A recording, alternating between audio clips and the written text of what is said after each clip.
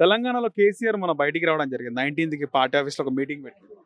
ఇంకా నెక్స్ట్ వచ్చేది మళ్ళీ మనమే రేవంత్ రెడ్డికి అంత సీన్ లేదని చెప్పి. అలాగే మళ్ళీ చంద్రబాబు నాయుడు వస్తుండు తెలంగాణలోకి జాగ్రత్తగా ఉండాలి.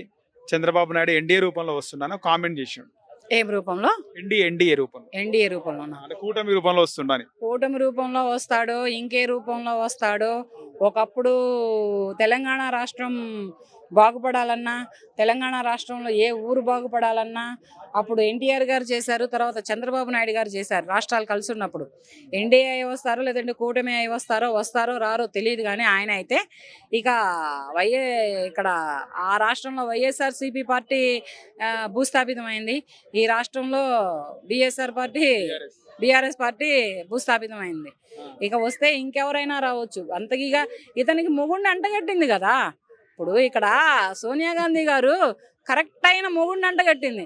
ఉత్తమ్ కుమార్ రెడ్డి లేడా ముఖ్యమంత్రి అయితే, లేకపోతే బట్టి విక్రమార్క లేడా ముఖ్యమంత్రి అయితే, కోమటిరెడ్డి వెంకటరెడ్డి లేడా ముఖ్యమంత్రి అయితే, కొండా సురేఖ లేదా ముఖ్యమంత్రి అయితే, వీళ్ళందరినీ సైతం పక్కన పెట్టి ఎక్కడో ఉన్నటువంటి ఒక మొగుడుని వీళ్ళకి కరెక్ట్గా గాలం వేసిందంటే, సరైన గాలం వేసింది అంటే అక్కడ రేవంత్ రెడ్డి గారి దగ్గర ఉన్న గట్సే కానీ, రేవంత్ రెడ్డి గారి దగ్గర ఉన్నటువంటి మాటకారితనమే కానీ, రేవంత్ రెడ్డి గారి దగ్గర ఉన్నటువంటి గర్జనతనమే కానీ, రేవంత్ రెడ్డి గారి దగ్గర ఉన్నటువంటి సింహ గర్జనతనమే కానీ వీళ్ళ దగ్గర ఎవరి దగ్గర లేదు.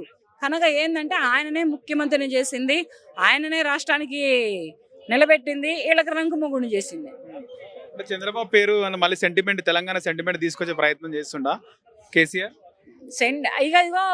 వస్తున్నారు మళ్ళీ తెలంగాణ ఓడిపోయినాక అనేకమైన నొత్తా ఉంటాయి.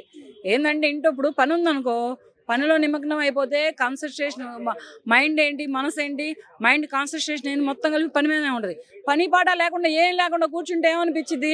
ఆ ఊరు వెళ్దామా, ఈ ఊరు వెళ్దామా, లే బండిలో పెట్రోల్ లేదా, రే బస్సులకు డబ్బులు లేవే, లేదా ఆ పక్క ఇంటి గెలుగుదామా, ఈ పక్క ఇంటి గెలుగుదామా అనేటట్టే ఉంటుంది. కానీ ఇప్పుడు పని పాట లేకపోతే అట్లాగే ఉంటుంది. పని ఉంటే ఆహారాంసే పడుకుంటారు. కేసీఆర్ అసలు అసెంబ్లీకి రావట్లేదు, ఆయన బయటికి రావట్లేదు, అసెంబ్లీకి రావట్లేదు, ఫామ్ హౌస్ లోనే ఉంటారు. ఆయన ఒకప్పుడు ఫామ్ హౌస్ లో లేడా ఏంటి? ఇప్పుడు అసెంబ్లీకి రావడానికి, సెక్రటేరియట్కి రావడానికి ఆయన ఒకప్పుడు ఫామ్ హౌస్ లోనే ఉన్నారు, ఇప్పుడు ఫామ్ హౌస్ లోనే ఉన్నారు. ఆయన ఏం ఫామ్ హౌస్ దాటేం బయటికి ఏమీ రాలేదు. కాకపోతే డబుల్ బెడ్రూమ్ ఇస్తానని చెప్పి ఇప్పుడు ఆ డబుల్ బెడ్రూమ్లు ఫ్లాట్లుగా చేసి అమ్ముతున్నారు.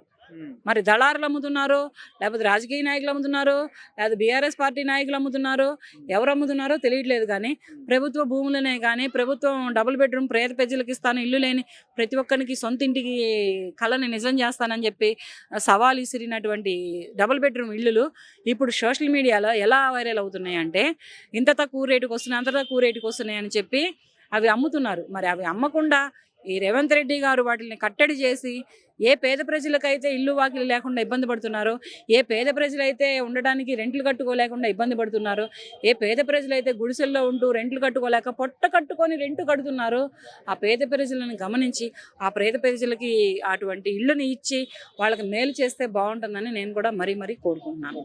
ఫార్ములా ఈ రేస్కి సంబంధించి, ఫోన్ ట్యాపింగ్ సంబంధించి అసలు కేటీఆర్ని అరెస్ట్ చేస్తలేరు, రేవంత్ రెడ్డి ఏమో అరెస్ట్ అవుతారు అంటారు. ఏం చెప్తారు దీనిపైన? కేటీఆర్ ఎందుకు అరెస్ట్ చేస్తలేడు? నిజంగా అవినీతి జరిగిందా, జరగలేదంటే ఎందుకు? చెల్లి ఒకసారి అవినీతి చేసి వెళ్ళింది కదా లోపలికి, లిక్కర్ స్కామ్ కేసులో వెళ్ళింది కదా చెల్లి. పట్టగే ఆమె పనితనం బయటపడినప్పుడు ఆమె లోపలికి వెళ్ళింది, ఇతని పనితనం బయటపడితే ఇతను లోపలికి వెళ్తారు. ఎవరు ఎక్కడ అక్రమాలు చేస్తారో, నువ్వు ఏది చేస్తే నిన్ను వెతుకున్నదే వస్తుంది. బీజేపీ వాళ్ళు ఎందుకు ఆపుతారు? బీజేపీ వాళ్ళు ఎందుకు అవుతారు? అది ఇక్కడ తెలంగాణ రాష్ట్రంలో అధిష్టానం ఎవరు? కాంగ్రెస్ పార్టీ. అధిష్టానం చెప్పింది ఎవరు? సోనియమ్మ. అటువంటిప్పుడు బీజేపీ వాళ్ళు ఎందుకు ఆపుతారు? బీజేపీ వాళ్ళు ఆపితే ఆయన ఎందుకు ఆగుతాడు? ఆయన సైలెంట్గా ఉన్నాడు. ఎందుకున్నాడు? రేవంత్ రెడ్డి గారు సైలెంట్గా ఉన్నందుకు మాత్రాన ఆడ ఏమీ చేతులు కట్టుకుని కూర్చున్నట్టు కాదు. సమయం కోసం, పంజాబ్ విసరడం కోసం సైలెంట్గా ఉన్నారు ఆయన. ఒకప్పుడు ఎలా గర్జించారో, ఒకప్పుడు ఎలా దూకారో, ఒకప్పుడు ఎలా ఎదురొడ్డి నిలబడ్డారో ప్రజలందరూ చూశారు. అది మొత్తం సైలెంట్ అయ్యారు అంటే ఇక్కడ ప్రజలనే కానీ, ఈ రాజకీయ నాయకులనే కానీ, ఇటువంటి చెంచాగాళ్ళనే కానీ, స్పూన్గాళ్ళనే కానీ, గ్లాసులు గంటలు గాళ్ళనే కానీ అబ్జర్వేషన్ చేస్తున్నారు అంతే. అబ్జర్వేషన్ చేసిన నాడు, అతనికి క్లారిటీ వచ్చిన నాడు కొడితే దిమ్మ తిరిగి బొమ్మలు మొత్తం కనబడతాయి అందరికీ. అంత స్ట్రాంగ్గా కొడతాడు ఆయన.